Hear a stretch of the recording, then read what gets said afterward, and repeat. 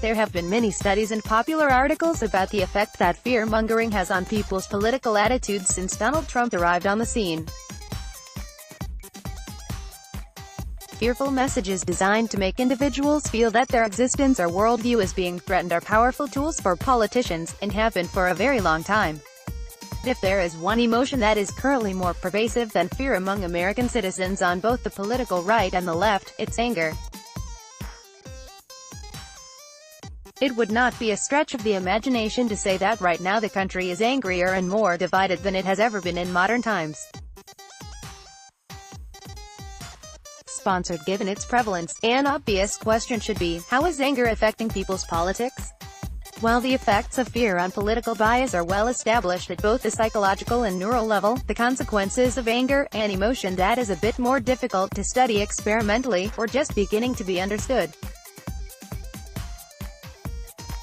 A new study published in the journal Political Psychology has found that anger exacerbates political bias and causes individuals to be less open to any reasoning or evidence that isn't in line with their political leanings, and more open to information that bolsters one's current views.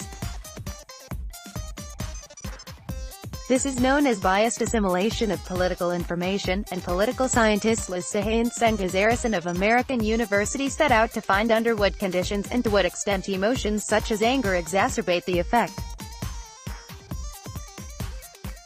They did this by conducting an online study of U.S. citizens to confirm previous findings that established politically biased assimilation is a real and robust phenomenon, and to test how emotional states contribute to it, with a special emphasis on the role of anger. Participants' attitudes on a political topic were measured by exposing them to arguments that were either congruent or incongruent with their self-identified political affiliation, and asking them to evaluate, counter, or support those arguments.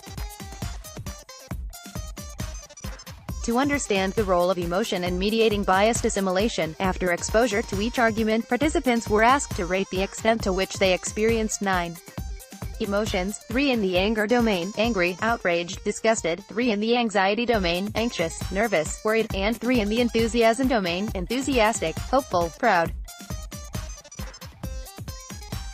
The experiment was successful in replicating prior results supporting the existence of biased assimilation of political information.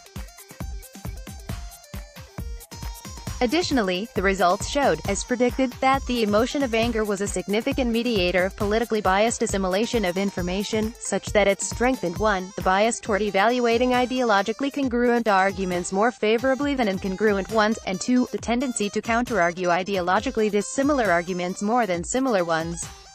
These effects were found to be significant in both Republicans and Democrats, with no statistical difference between the two. This confirmed their hypothesis, based on past research on emotion, that anger plays a unique role in biased assimilation because it orients thinking and action toward defending the self and allies and attacking components. Given the prevalence of anger amongst Americans today, these findings offer some important implications and insights. President Trump routinely uses rhetoric that incites anger in Americans on both sides of the political spectrum.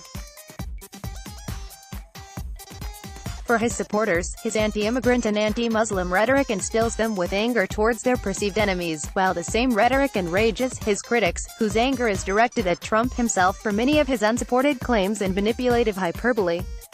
Additionally, Trump is constantly fueling anger towards the media and liberals whenever he feels he is being treated unfairly, which has become an almost daily occurrence.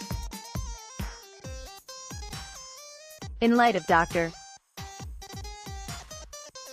Sahay's results, this suggests that both conservatives and liberals are experiencing greater biased assimilation of political information, which is presumably polarizing America further and making it even more difficult for the two sides to find common ground. Beyond being generally bad for the nation, such political tactics can politically benefit Trump by solidifying his base, and pushing his opponents towards more extreme political stances that are less popular with the average voter. Given these new findings, Americans could all benefit from staying calm and collected rather than getting their feathers ruffled over Trump's hateful messages and appeals to tribalism, as it directly affects our ability to reason and evaluate new information accurately. By exacerbating political bias and polarization, anger only feeds the beast. Better to be happy and hopeful, so that it may starve to death. Bobby Azarian is a neuroscientist affiliated with George Mason University and a freelance journalist. His research has been published in journals such as Cognition.